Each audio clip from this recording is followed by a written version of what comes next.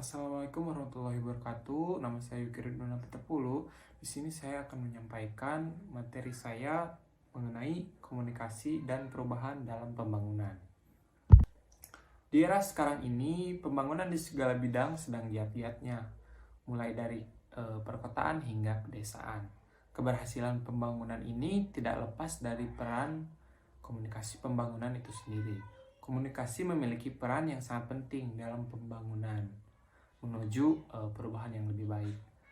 Pembangunan sering dipandang sebagai cara untuk menyelesaikan berbagai masalah yang muncul di masyarakat, terutama di negara-negara berkembang. Saat ini, peran komunikasi dianggap sangat penting, terutama dalam pembangunan. Komunikasi dalam pembangunan adalah dua hal yang terkait satu dengan yang lainnya. Memposisikan komunikasi dalam konteks pembangunan adalah bagian penting dari pengembangan dan komunikasi sebagai salah satu set variabel instrumental untuk mencapai pembangunan itu sendiri. Gary Cronkite merumuskan bahwasanya ada 4 asumsi mengenai komunikasi ini. 1 adalah komunikasi adalah sebuah proses. 2, komunikasi adalah pertukaran pesan. 3, komunikasi adalah interaksi yang bersifat multidimensional. 4 adalah interaksi yang mempunyai tujuan dan maksud ganda. Komunikasi sebagai sebuah proses perubahan. Sebagai suatu proses, tentunya pembangunan harus dilihat sebagai suatu pembelajaran. Pembelajaran untuk meningkatkan kemampuan masyarakat baik secara individu maupun kolektif. Dengan tidak hanya menyesuaikan diri terhadap perubahan, tetapi juga mengarahkan perubahan untuk tujuan yang dikehendaki. Komunikasi tetap dianggap sebagai perpanjangan tangan para perencana pemerintah, dan fungsi utamanya adalah untuk mendapatkan dukungan masyarakat dan partisipasi mereka dalam pelaksanaan rencana-rencana pembangunan itu sendiri.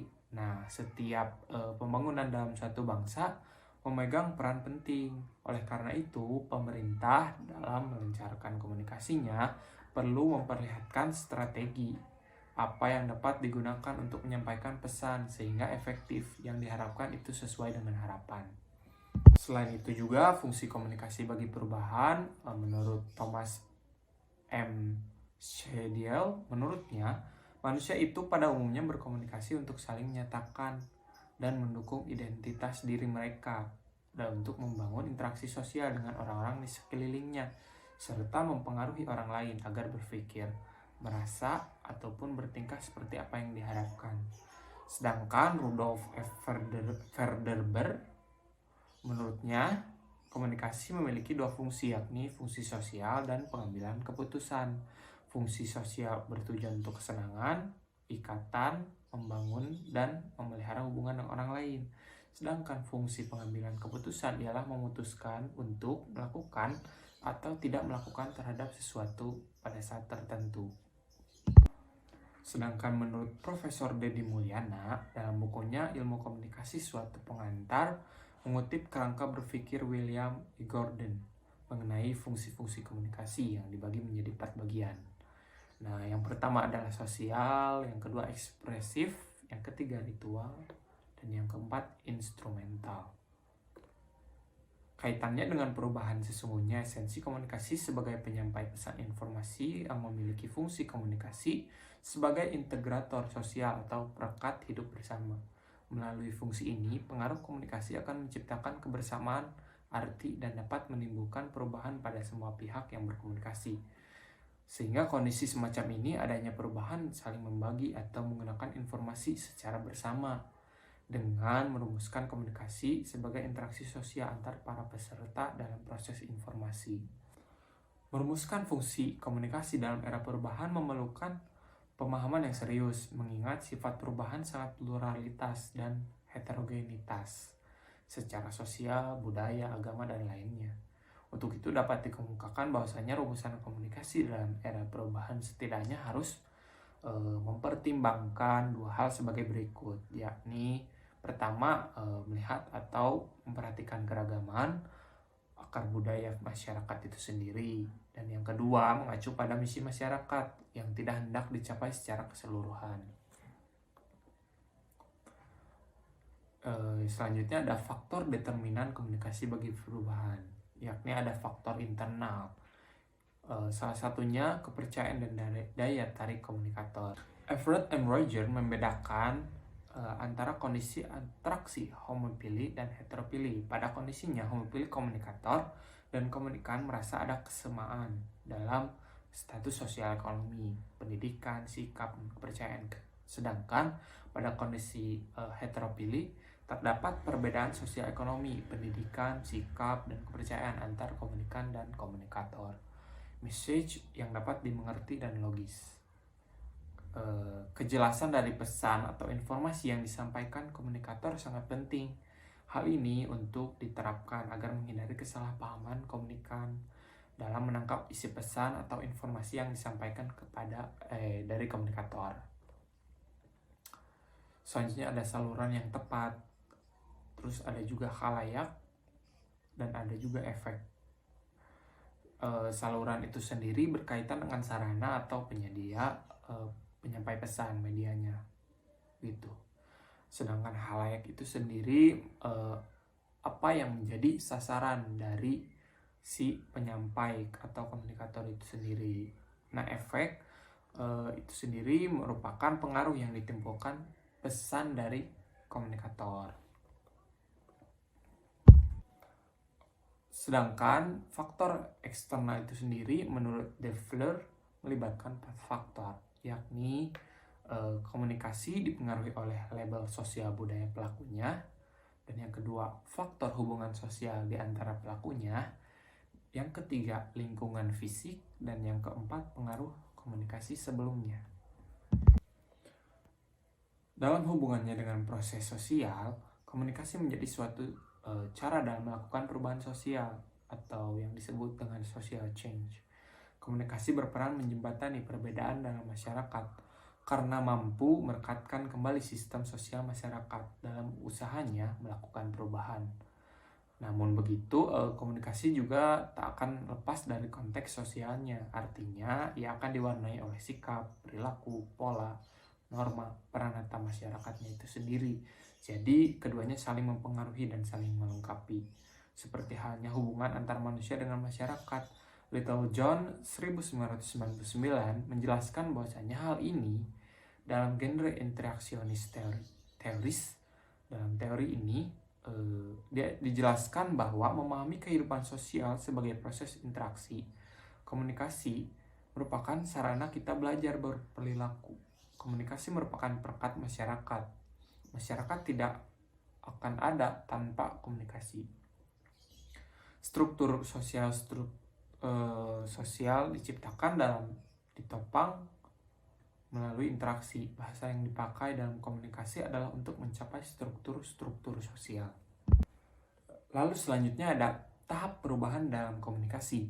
Menurut John P. Kotter, di dalam bukunya yang bertajuk Leading Change, ia mengatakan bahwa sebagian besar perubahan gagal dan hanya 30% yang bisa dikatakan berhasil. Dari penyebab kegagalan yang dijumpai di kemudian, Kotter merumuskan bahwasanya ada solusi yang dikenal sebagai 8 prinsip dalam menciptakan perubahan. 1. Menciptakan urgensi untuk berubah. 2. Membangun koalisi yang kokoh. 3. Visi dan strategi perubahan. 4. Mengkomunikasikan visi perubahan. 5. Memperdayakan langkah tindak lanjut yang pokok. 6. Menciptakan quick wins. 7. Konsolidasi manfaat perubahan. 8. Memantapkan perubahan sebagai bagian dari budaya. Dan selanjutnya ada komunikasi dan perubahan masyarakat. Memudarnya masyarakat tradisional akan tampak jelas apabila dilihat dari 3 dimensi perubahan sosial, yaitu dimensi struktural, kultural, dan interaksional. Melihat 3 dimensi perubahan sosial tidak berarti mengabaikan dimensi perubahan lain seperti dimensi norma dari kehidupan sosial, peristiwa, dan perubahan sosial, perubahan dalam bentuk kuantitatif atau kualitatif, serta perubahan yang direncanakan dan diprogramkan. Kesemua dimensi perubahan tersebut nampak ada dalam suatu peristiwa memudarnya masyarakat tradisional. Perubahan sosial adalah proses di mana sosial yang dialami oleh anggota masyarakat serta semua unsur-unsur budaya dan sistem-sistem sosial di mana semua tingkat kehidupan masyarakat secara sukarela atau dipengaruhi oleh unsur-unsur eksternal meninggalkan pola-pola kehidupan, budaya, sistem sosial lama, kemudian menyesuaikan diri atau menggunakan pola-pola sosial yang baru. Dalam hubungan yang proses sosial, komunikasi menjadi sebuah cara dalam melakukan perubahan sosial. Komunikasi berperan menjembatani perbedaan dalam masyarakat karena mampu merekatkan kembali sistem sosial masyarakat dalam usahanya melakukan perubahan. Dan lanjut, ada peran agen perubahan dalam pembangunan. Agen perubahan ini merupakan individu yang bertugas mempengaruhi target atau sasaran perubahan agar mereka mengambil keputusan suatu dengan arah yang organisasi kehendaki. Inisiator atau agen perubahan pembentuk kelompok sebagai motor penggerak pembangunan. Pembangunan masyarakat memiliki kesadaran akan hasil yang diperoleh oleh potensi tersebut. Kenyataan yang dihadapi oleh agen perubahan berupa dukungan dan resistensi masyarakat. Masyarakat memiliki kedudukan dan peran penting dalam mendukung keberhasilan pembangunan itu sendiri. Peran awal agen perubahan adalah meningkatkan efektivitas pembangunan dengan cara membentuk wadah komunikasi bagi sasaran strategis. Pembentukan kelompok bertujuan untuk menentukan inovasi yang paling tepat untuk digunakan dalam pembangunan. Maka dapat disimpulkan bahwasanya dalam mensosialisasikan dan merealisasikan sebuah program pembangunan diperlukan sebuah tindakan komunikasi. Adapun setiap program pembangunan perlu dikomunikasikan dengan baik kepada pihak-pihak terkait atau stakeholder adalah demi kelancaran pelaksanaan program itu sendiri. Komunikasi dalam sebuah program pembangunan menjadi penting untuk direncanakan dan dilaksanakan dengan sebaik-baiknya, karena sebuah program pembangunan tidak akan terlaksana secara efektif dan efisien serta tepat sasaran apabila agen pembangunan itu sendiri tidak mampu mengkomunikasikan programnya kepada masyarakat. Secara sederhana, pembangunan dapat diartikan sebagai proses perubahan menuju suatu sistem sosial dan ekonomi yang diputuskan sebagai kehendak dari suatu bangsa guna mencapai tujuan pembangunan, yakni perubahan sosial itu sendiri. Perubahan yang dikehendaki dalam pembangunan tentunya ke arah yang lebih baik atau lebih maju dari keadaan sebelumnya. Nah, oleh karena itu, peranan komunikasi dalam pembangunan harus dikaitkan dengan perubahan tersebut. Artinya, kegiatan komunikasi harus mengantisipasi gerakan pembangunan. Pembangunan merupakan sebuah proses yang penekanannya lebih ke arah keselarasan antara aspek kemajuan lahiriah dan kepuasan batiniah. Cukup sekian yang dapat saya sampaikan. Mohon maaf apabila ada kekurangan. Wabillahi taufiq wal hidayah. Wassalamualaikum warahmatullahi wabarakatuh.